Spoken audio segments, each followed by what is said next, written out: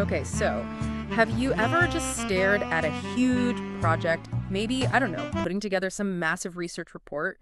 You're pulling from everywhere, web articles, papers, social media, and trying to make it all, hang together. Oh, yeah. It feels like you're trying to drink from a fire hose sometimes. Exactly. You just want that shortcut, right? Yeah. To feel like you actually get it, to synthesize all that info without getting totally swamped. Hmm.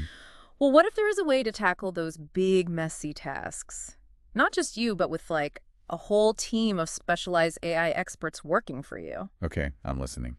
Today, we're doing a deep dive into something called CrewAI. It's this lean, fast Python framework. And it's designed specifically to help you orchestrate these teams of autonomous AI agents. So like building your own little AI think tank. Pretty much, ready to tackle almost any kind of multi-step challenge you throw at it. That really taps into what makes CrewAI so interesting. It's built around this core idea they call collaborative intelligence. Yeah. The thinking is that these really complex problems, the ones that usually overwhelm one person, or frankly, even one big general AI, they're actually better solved by a team of specialized AI agents working together. It's almost like simulating a really effective human team. Like each one has its job. Exactly. Each agent gets a specific role, its own set of tools, a clear goal, and they all contribute to this, shared objective. I like that, the dream team idea. So, okay, our mission today for this deep dive is really to unpack how CrewAI lets you build these teams. We want to get into what makes it unique, how it stacks up against other ways of doing this, and, ultimately how it can help tackle some pretty sophisticated stuff more efficiently. So let's dig in. Sounds good. So one of the first things that kind of jumped out at me about CrewAI, it's built entirely from scratch. That feels like a pretty big decision, right? With other frameworks already out there. It is, yeah. It seems like a very deliberate architectural choice, and probably a smart one. Why is that? Well, by building it completely independently, they've managed to create something much more streamlined. It's performant, and it's more developer-friendly. I mean, we've all seen how quickly some AI frameworks can get really complex or, laggy. True. CrewAI seems designed from the get-go to be lean and fast.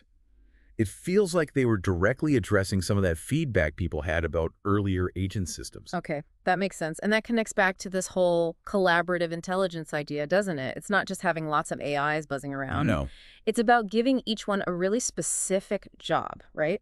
A clear goal, the right tool. Like if we're doing that market research report again, you wouldn't ask one person to do the data scraping and the analysis and write the final report. Exactly. You'd have your researcher, your analyst, your writer. Is that the kind of dynamic CrewAI is aiming for? That's precisely it. You're breaking the problem down into these specialized chunks. And if you look at the wider world of multi-agent frameworks, CrewAI seems to have carved out a really specific, useful niche. Well, CrewAI really shines with that role-based collaboration, simulating those human expert teams we talked about. It seems ideal for structured, project-based tasks, like that in-depth research and report writing example. It offers simplicity and a surprisingly clear structure. Okay. And how does that compare to, say, other approaches? Well, you've got frameworks like AutoGen. That leans more into conversation-driven dynamics, agents talking back and forth, self-correcting dialogues. It's super flexible, great for maybe complex problem solving, especially things like code generation where agents might sort of debate the best approach. Right. And then there's LangGraph that uses graph-based state machines. It gives you really explicit, fine-grained control over cyclical structured workflows. Yeah. It's better suited for, robust, stateful applications where the logic is maybe complex, nonlinear, or things run for a long time. Okay, so that's quite a difference. If you're listening, how do you figure out which one fits your project best? What's the practical takeaway here? I think for a lot of people, the appeal of CrewAI comes down to its intuitive structure for creating these teams, and that strong focus on clearly defined roles. Yeah. If you can clearly define the roles you need, the specific tasks for each role, and what the final output should look like, CrewAI is probably going to be your most straightforward path. It leads to more predictable results because each bit is handled by an expert designed just for that. Okay, let's get into the nitty-gritty then. To really understand CrewAI, we need to look at the core building blocks: agents, tasks, and processes. Let's start with agents. Right. So each agent is like an autonomous worker, defined by what? Three main things: A role, a goal, and a backstory. Exactly. So for our market research report, we could have an agent with the role lead market researcher. The goal, identify key trends in sustainable energy, and maybe a backstory saying they're expert in market analysis. Mm-hmm. And the key thing here is that these aren't just labels for you. They're directly injected into the agent's system prompt. Ah, okay. So it actually shapes how the AI thinks and acts. Absolutely. It fundamentally guides its personality, its supposed expertise, how it makes decisions. And then beyond those core things, you have some really powerful optional parameters. Like what? Well, verbose true is fantastic when you're building and debugging. What does that do? It literally logs the agent's entire thought process, every step it considers, every tool it thinks about using, why it made certain choices. If something goes wrong, you can see exactly where it went off the rails. Super helpful for refining instructions. Okay, that sounds useful. Any others? Yeah, allow delegation. True. This is a big one for collaboration.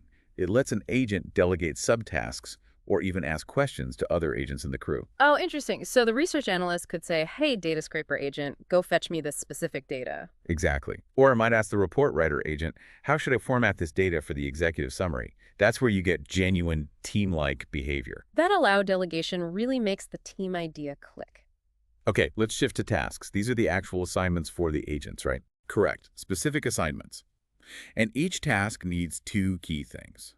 A clear description, what needs to be done, and crucially, an expected output. And that expected output has to be really specific. Yeah, very specific. It defines success. Like, give me a 500-word summary of Q3 market trends, formatted in bullet points, and cite your sources. That precision guides the agent. Got it. And how do tasks link together? Does the output of one feed into the next? Yes, exactly. That's done through the context property. It allows the output from one task to become the input for the next one in the sequence. So your research analyst finishes gathering data, and that output automatically feeds into the task for the data synthesizer agent. You build up these seamless workflows. Okay, which brings us to processes. This is the system that manages the workflow, how the agents collaborate. Right. It orchestrates everything. The default, simplest way is process.sequential. Tasks just run one after another in the order you define them. Perfect for linear stuff. Research, then analyze, then write. Simple. But there's another way. Yes, and this is where it gets really interesting. Process.hierarchical. Okay. This introduces a manager agent. You give this manager a high-level goal, and it autonomously figures out the plan. It decides which worker agents to use, delegates subtasks to them, and even validates their work. Well, hold on. So instead of me defining every single step, Right. I just tell the manager agent, generate a comprehensive 5-page exec summary on Q3 sustainable energy trends in Europe.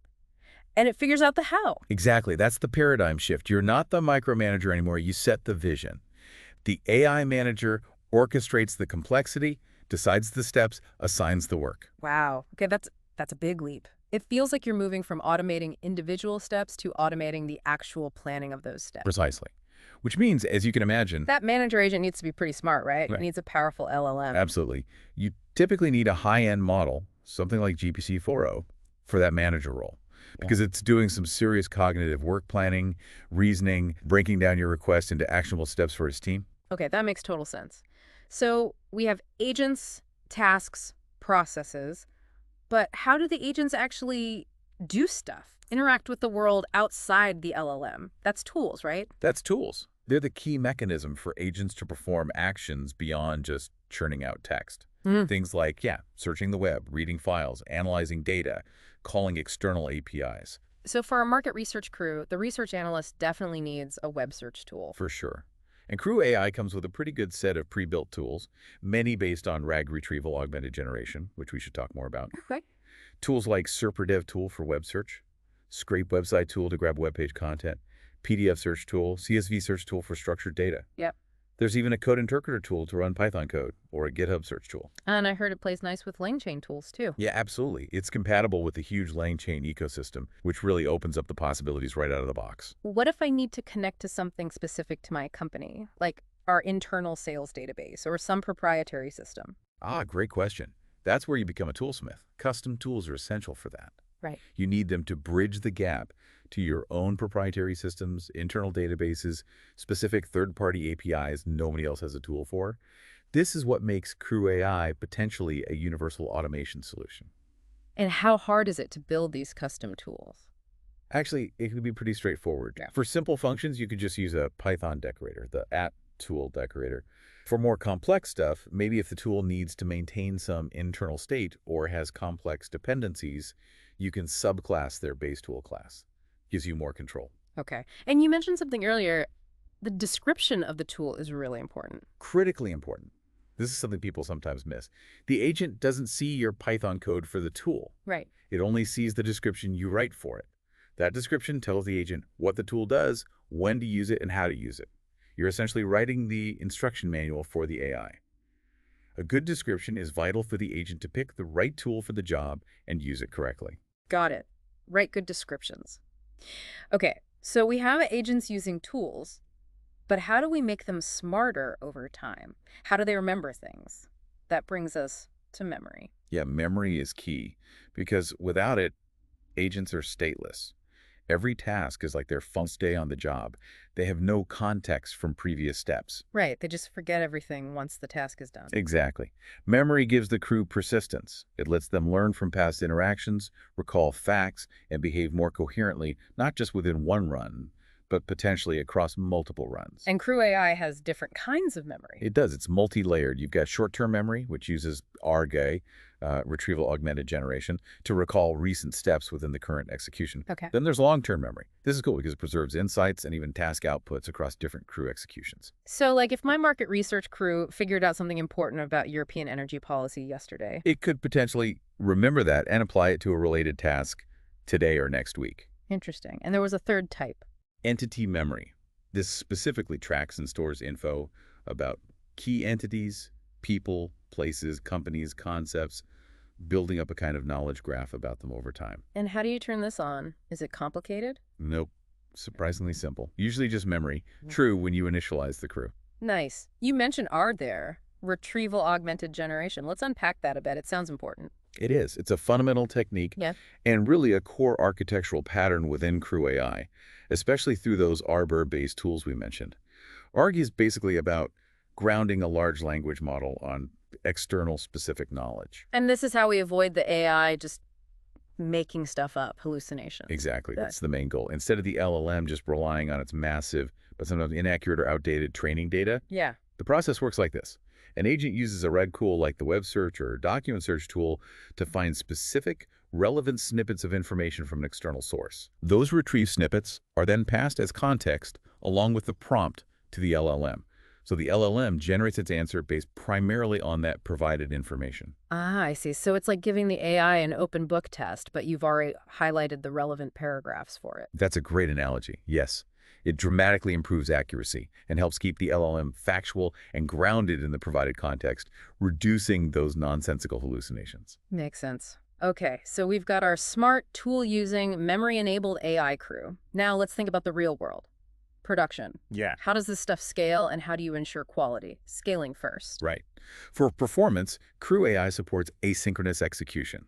You can run multiple crews or multiple tasks at the same time using kickoff async and standard Python Asyncio tools like Gather.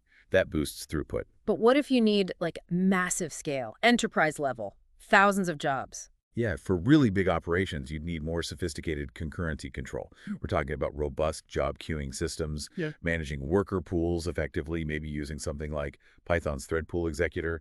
The goal is to handle huge volumes without overwhelming your system or hitting API rate limits constantly. Okay. And on the performance and cost side, you mentioned something about using different LLMs. Yes, the hybrid LLM strategy. This is a really powerful concept in CrewAI. You could strategically assign different large language models to different agents within the same crew. Oh, how does that work? Well, you might use a really powerful but maybe more expensive model like GPT-4o for the tasks that require deep reasoning, like your main analyst agent, or definitely the manager agent in that hierarchical process. Right. But then for simpler tasks, like basic data gathering or maybe formatting text, you could use a faster, much cheaper model, maybe something like Grok Llama implementation. Ah, so you use the expensive brain power only where it's really needed. Exactly. It lets you balance speed, quality, and cost effectively. It's smart. That is smart. Okay, what about quality control? Making sure the output is reliable, especially if you're automating things. Crucial point. One key feature here is using Pydantic models for structured outputs. Pydantic. Remind me. Think of Pydantic as a way to define a very strict blueprint or schema for your data in Python. You tell CrewAI, I expect the output of this task to look exactly like this Pydantic model. Okay. And CrewAI will work with the LLM to ensure its output perfectly matches that schema. This gives you reliable, predictable, machine-readable data essential if that output is feeding into another automated process or system. No more guessing if the format is right. That sounds incredibly useful for automation pipelines. What about seeing inside the process? Debugging in production. That's where observability comes in. Think of it like the black box or flight data recorder for your AI crew. CrewAI integrates natively with platforms like LangFuse. And these platforms let you capture everything, every LLM call, the prompt, the completion, how many tokens it used, the cost. Every time a tool was called, what went in, what came out. Yeah. Even the agent's internal monologue, its thought process, if you have verbose mode on. Wow, that's a detail. It's incredibly granular. And that visibility is indispensable when things go wrong. You can diagnose issues, analyze performance bottlenecks, figure out why an agent made a weird choice, and optimize your prompts. It's how you really understand what's happening under the hood. Sometimes you just need a human, right? Right. What about tasks that are too sensitive or nuanced for full automation? Maybe that final exec summary needs sign-off before it goes to the CEO. Absolutely. And CrewAI supports that through human-in-the-loop or HITL workflows. HITL. It's a pattern where the automated process can deliberately pause at critical points. It stops, sends out a request for human input or approval, often using things called webhooks, which are like automated notifications between systems, great for asynchronous stuff where you don't need an instant answer. Right. The human provides their feedback or gives the okay, and then the process resumes, incorporating that input. It ensures quality, safety, and vital human oversight where needed. Really important for enterprise use cases. Definitely. Okay, let's try and wrap this up. We've covered a lot of ground in this deep dive. We've seen CrewAI as this powerful, independent framework for building genuinely collaborative AI teams. Yeah, we looked at the core parts, those autonomous agents with their specific roles, goals, backstories, the tasks with clear descriptions, and those crucial expected outputs. And the process is simple sequential flows, or that really interesting hierarchical management with the AI manager. Right, and how the agents use tools pre-built or custom ones you make to interact with the world, remembering that the description of the tool is key. And we talked about the smart memory system, using RO to ground the LLMs in real data, stop hallucinations, and let the crew learn over time. And then, getting ready for the real world. Scaling up with async execution, optimizing costs and quality with hybrid LLM strategies. Ensuring reliable results with Pydantic structured outputs, getting that deep insight with observability tools like LangFuse, and keeping humans in control with those HITL workflows. So bringing this all back home for you listening, what's the big picture here? Thinking about orchestrating AI agents into these specialized teams, it feels like we're moving way beyond just simple chatbots. Oh, absolutely. This approach enables truly intelligent autonomous workflows. They can tackle complex multi-step problems in a way that really mirrors how a well-coordinated human team operates. So the final thought to leave you with is this. Think about your own big challenges right now. Maybe it's information overload. Maybe it's a complex multi-step process you wish you could automate. What complex problem could you break down into specialized roles and tasks? What kind of AI crew could you build to tackle it?